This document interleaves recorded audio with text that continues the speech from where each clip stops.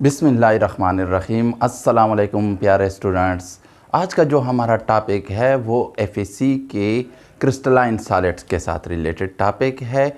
इसमें हम ये आपको समझाएंगे बाय प्रैक्टिकल्स के सिमेट्री ऑफ क्रिस्टल जो प्रॉपर्टी ऑफ क्रिस्टल है, यानी अगर सिमेट्री नहीं होगी तो वो क्रिस्टलाइन सॉलिड नहीं होगा। ठीक है, तो क्रिस्टलाइन सॉलिड के लिए जो पहली शर्त है, सबसे बहुत ज़रूरी शर्त, वो है symmetry of crystalline solids. Symmetry होगी तो तब वो क्रिस्टलाइन सॉलिड कहलाएगा। अब सिमेट्री क्या है? सिमेट्री किसी चीज़ की कंसिस्टेंसी हो, यानी वो बार बार रिपीट हो रही हो, तो उस चीज़ को हम क्या कहते हैं कि ये सिमेट्री है।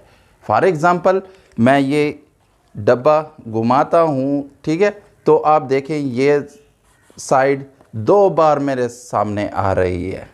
ठीक है, आपके सामने भी दो बार आ रही है। देखिए मैं 360 डिग्री के साथ घुमाऊंगा तो ये 2 टाइम्स रिपीट होगा, तो इसको भी हम क्या कहते हैं? रिपीटिशन, और इन अदर वर्ड सिमेट्री कहेंगे। ठीक है, तो सबसे पहली शर्त जो है किसी क्रिस्टलाइन सॉलिड के लिए कि वो क्रिस्टलाइन सॉलिड है या एमॉर्फस सॉलिड है, तो प्लेन ऑफ सिमेट्री या सिमेट्री हम जनरली कह सकते हैं कि सिमेट्री सबसे पहले ज़रूरी चीज़ है।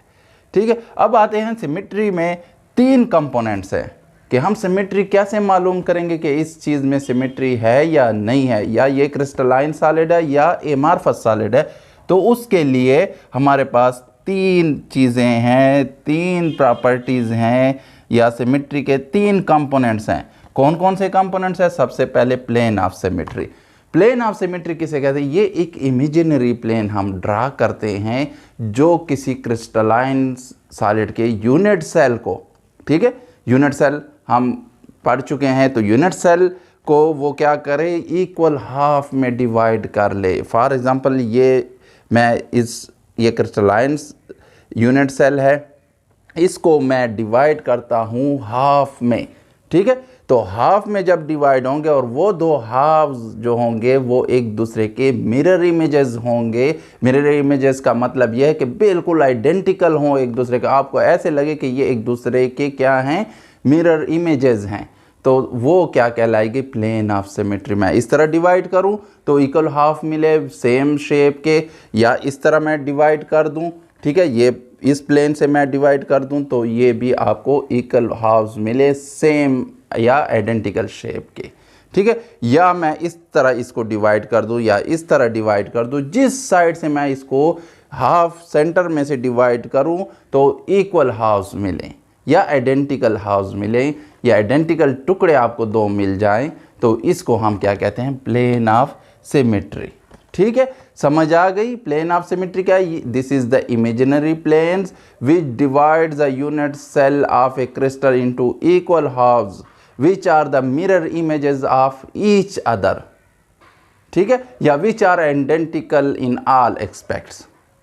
फिर इसके बाद जो सेकेंड सिमेट्री की कंपोनेंट आता है वो एक्सेस ऑफ सिमेट्री है। एक्सेस ऑफ सिमेट्री क्या है? एक्सेस आप लोग जानते हैं जो एक्सल से निकला है। आप यहाँ से बिल्कुल सेंटर में से क्या कर दें? एक एक्सल ड्रा करें, एक पॉइंट ड्रा कर दें, या ठीक है, और फिर उसको यूनिट सेल को घुमाएं 360 डिग्री के से। ठीक है, या मैं ऐसे करता हूँ यहाँ से, ठीक है, ये बिल्कुल सेंटर है तो यहाँ से मैं एक और फिर इसको मैं क्या करता हूँ? घुमाता हूँ। ये देखें, ये फेस है आपके सामने, तो ये दोबारा आ जाए तो ये 360 डिग्री का एंगल बना लेगा। ठीक है, तो ये आ गया और ये अब 360 डिग्री रोटेशन इसने कर ली। ठीक है, यही क्रिस्टलाइन कोई यूनिट सेल है। अब देखें आपके सामने ये वाला फेस 2 दफ़ा आया है। ठीक है, अगर इस तरह रिपीटिशन हो जाए, सेम साइड या सेम आपको प्लेन 2 दफ़ा मिल जाए, ठीक है, तो या फेस आपको 2 दफ़ा मिल जाए या 3 दफ़ा मिल जाए या 4 दफ़ा, तो इसको क्या कहेंगे? Axis of symmetry. अगर किसी क्रिस्टलाइन सॉलिड के यूनिट सेल में ये वाली प्रॉपर्टी है तो फिर वो क्रिस्टलाइन सॉलिड है। ठीक है, यानी 360 डिग्री से घुमाएंगे तो 2 दफ़ा आपके सामने, यानी पहले जब ठहरा हुआ था और फिर हमने घुमाया और ठीक है। तो फिर आपके सामने वो 2 दफ़ा सेम फेस आया, सेम साइड आई, ठीक है, या 2 साइडें ऐसी थी कि वो उनका बिल्कुल सेम स्ट्रक्चर था, ठीक है, सेम शेप था, तो इसको हम क्या कहेंगे, एक्सेस ऑफ सिमेट्री। अगर 2 दफ़ा आया है, ठीक है, तो डाइएड्स सिमेट्री कहलाएगा या डाइएड्स एक्सेस कहलाएगा। अगर 2-3 दफ़ा है तो ट्राइएड्स एंड सो ऑन। फिर इसके बाद जो थर्ड कंपोनेंट्स ऑफ सिमेट्री है वो सेंटर ऑफ सिमेट्री है।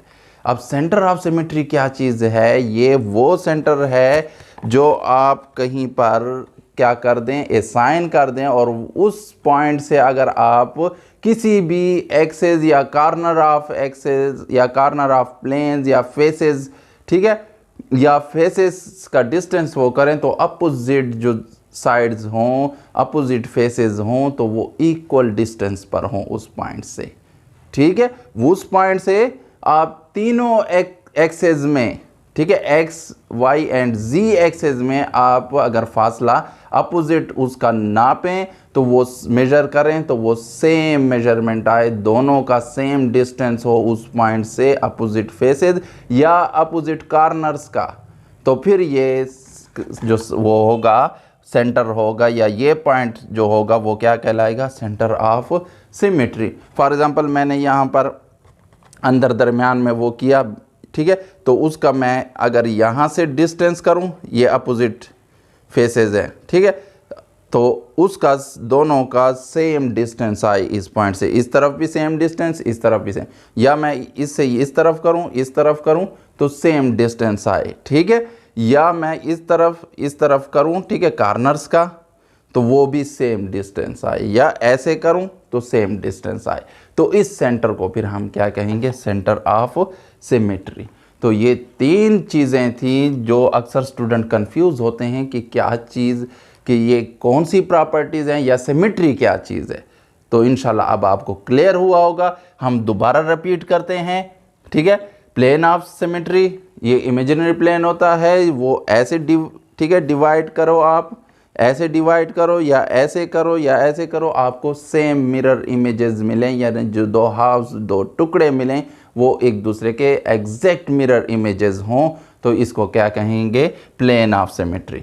एक्सेस ऑफ सिमेट्री वो पॉइंट जिस ड्रा करें throughout the body of unit cell, और वो फिर हम उस यूनिट सेल को घुमाएं 360 डिग्री के साथ, और फिर आपको रिपीटिशन 2 टाइम्स कम से कम और 2 से ज़्यादा हो विद सेम फेसेस, ठीक है, तो फिर उसको हम क्या कहेंगे, उस एक्सेस को एक्सेस ऑफ सिमेट्री।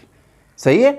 फिर आ जाते हैं third components of symmetry, that is centre of symmetry. Centre of symmetry क्या है, यानी कोई द बॉडी के बिल्कुल यूनिट सेल के दरमियान का कोई पॉइंट सेलेक्ट करे, ठीक है, दरमियान का पॉइंट हो, और उस पॉइंट से अपोजिट जितने भी कॉर्नर्स हैं, फेसेस हैं, उनका इक्वल डिस्टेंस हो, तो उस पॉइंट को हम क्या कहेंगे, सेंटर ऑफ सिमेट्री, ठीक है। तो ये आपके 3 कंपोनेंट्स ऑफ सिमेट्री हो गए, और सिमेट्री हो गई। अगर सिमेट्री है तो फिर वो क्रिस्टलाइन सॉलिड है, अगर सिमेट्री नहीं है तो वो फिर क्रिस्टलाइन सॉलिड नहीं है। तो ये आज का टॉपिक था, प्रॉपर्टीज़ ऑफ क्रिस्टलाइन सॉलिड। तो उसमें जो पहली बहुत ज़रूरी है या शर्त है क्रिस्टलाइन सॉलिड के लिए, तो वो है सिमेट्री।